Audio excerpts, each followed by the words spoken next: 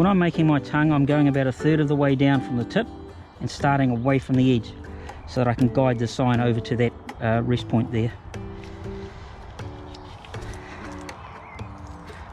Hopefully a similar size whip face on the receiving stock, same proportions.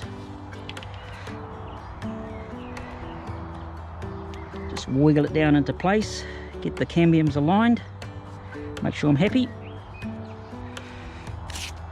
I'm using buddy tape to seal the union.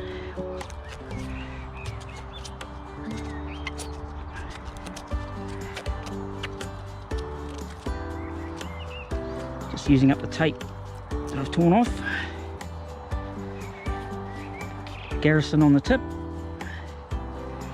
And because these things we noticed have started bleeding after we've done them, we are now just trimming off those lower couple of buds below the sign, and I'm just going to spray those cuts with the sterilant just because they're open wounds, but that'll help. If the plant's going to bleed, it's a weak point.